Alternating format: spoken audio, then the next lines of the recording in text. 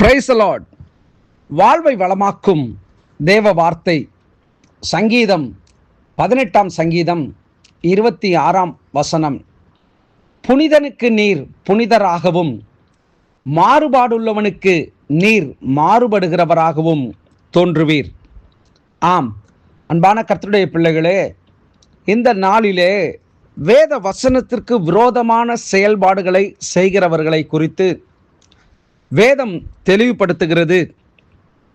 அவர் மாறுபடுகிறவராக இருக்கிறார். அப்படி என்றால் மாறுபாடு உள்ளவனுக்கு அவர் மாறுபடுகிற தேவனாக இருக்கிறார். நாம் பார்க்கிறோம், மாறுபாடு உள்ளவனுக்கு என்கிற வார்த்தை, இது எபிரேய வார்த்தைக்கு பிற வார்த்தைகளை விட இணக்கமுள்ளதாக இருக்கிறதாம். தேவனுடைய சத்தியத்தை புரட்டி அதை அவர்களுக்கு ஏற்றபடி மாற்ற முயற்சிப்பவர்களை குறித்து சொல்லப்பட்டிருக்கிறது.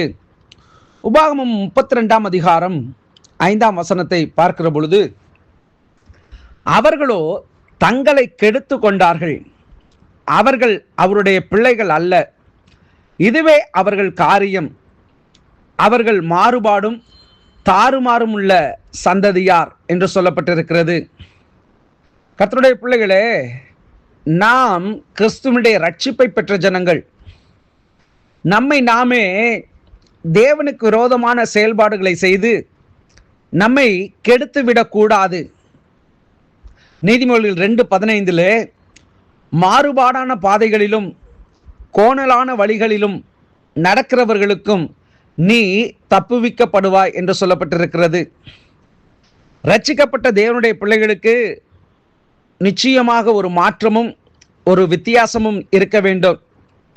உலக பிரகாரமான காரியங்களை நாம் செய்து கொண்டு, உலக பிரகாரமான காரியத்திலே வாழ்ந்து கொண்டு, உலக பிரகார காரியங்களை நாம் யோசித்து கொண்டே இருப்போம் என்று சொன்னால், சிந்தித்து கொண்டே இருப்போம் என்று சொன்னால், நிச்சயமாக நாம் தேவனுக்கு உரியவர்களாய் இருக்க முடியாது.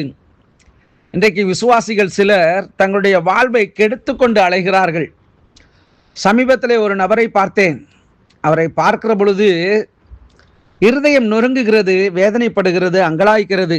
ஏனென்று சொன்னால், வசனம் இப்படியாய் சொல்லுகிறது, சத்தியத்தையும் அறிவீர்கள், சத்தியம் உங்களை விடுதலையாக்கும் என்று சொல்லி.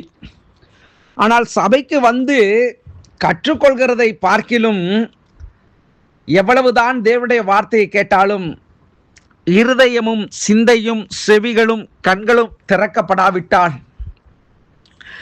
அவர்கள் வெறுமனே வந்து போகிறவர்களாக, ஏதோ ஸ்கூலில் அட்டண்டன்ஸ் போடுகிறது போல சபைக்கும் அட்டண்டன்ஸ் போடுகிறவர்களாகத்தான் இருப்பாங்க. அவங்க வாழ்க்கையில் தங்களுடைய ஜீவிதத்தை குறித்த எவ்வித பயமுமே இல்லை.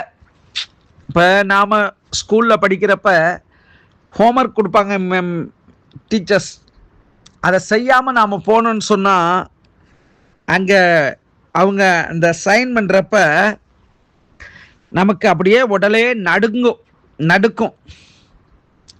ஆனால் கர்த்தருடைய சபையில் வருகிற தேவ ஜனங்கள் தங்களை ஏமாற்றிக்கொண்டு தங்களுடைய நிலையை கொஞ்சம் கூட மாற்றிக்கொள்ளாதபடிக்கு உலகத்தின் காரியங்களிலே மயங்கி, உலகத்தின் ஆசாபாசங்களிலே மதுபான பிரியரா, போஜன பிரியரா, இதை போன்ற காரியங்களுக்கு அடிமைப்பட்டவர்களா, தங்களுடைய ஜீவிதத்தில் எவ்வித மாற்றமுமே இல்லாமல் தங்களுடைய வாழ்க்கையை கடத்தி கொண்டு இருக்கிறாங்க. அப்படிப்பட்ட நபர்களை பார்த்ததும் என் இருதயம் உண்மையிலே இப்பொழுது இந்த வார்த்தையை பேசுகிற பொழுது கூட நொறுங்குகிறது. ஏனென்று சொன்னால், தேவன் எவ்வளவு விலையேறப்பட்ட ரட்சிப்பை நமக்கு கொடுத்திருக்கிறார். ஆனால் நாமோ அவருக்கு பிரியமில்லாத ஒரு ஜீவிதத்தை, பரிசுத்த குலைச்சலை உண்டாக்குகிறதான ஒரு காரியத்தை செய்து கொண்டிருக்கிறோமே என்று சொல்லி. அதனால்தான் வேதம் சொல்லுகிறது, அவர் புனிதனுக்கு புனிதன், மாறுபாடு உள்ளவருக்கு மாறுபடுகிறவராக தோன்றுகிறார் என்று சொல்லுகிறது. அன்பான கர்த்தருடைய பிள்ளைகளே, விலையேறப்பெற்ற ரட்சிப்பை பெற்றிருக்கிறதான நாம் இந்த ரட்சிப்பை காத்துக்கொள்கிறதற்கு நாம் ஜாக்கிரதை உள்ளவர்களாய் காணப்பட வேண்டும். நாம் எப்படியோ அப்படியே நம்முடைய தேவனும், நாம் அன்புள்ளவர்கள் என்று சொன்னால் நமக்கு அன்பாகவே தேவன் வெளிப்படுவார். நாம் மாறுபடுகிறவர்களாய் இருப்போம் என்று சொன்னால் நம்முடைய ஜீவிதத்திலே ஒரு ஆசீர்வாத நிலையை நம்மால் அடைய முடியாது.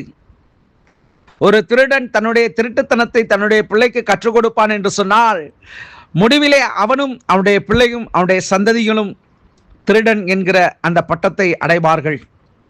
கொலைகாரன் என்கிற அந்த பட்டத்தை அடைவார்கள். துன்மார்க்கன் என்கிற அந்த பட்டத்தை அடைவார்கள்.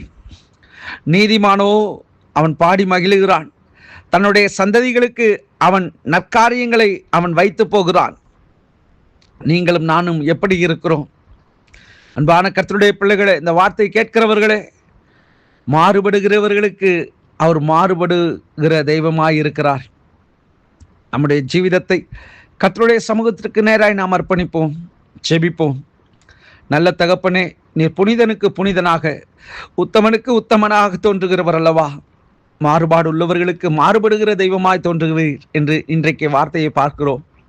எங்கள் வாழ்க்கையிலே, எங்கள் ஜனங்கள் மத்தியிலே தேவனுடைய பிள்ளைகள் ஆண்டவரே, இந்த வார்த்தையை கேட்கிற யாராக இருந்தாலும் உமக்கு முன்பதாக நீதியாய், உத்தமமாய், உண்மையாய், பரிசுத்தமாய் வாழ்ந்து தன்னை காத்துக்கொள்ள அனுக்கிரகம் பாராட்டும்படியாய் ஜெபிக்கிறேன். கிறிஸ்து இயேசுவின் நாமத்தில் ஜெபிக்கிறேன் எங்கள் ஜீவனுள்ள நல்ல பிதாவே. ஆமேன், ஆமேன். God bless you.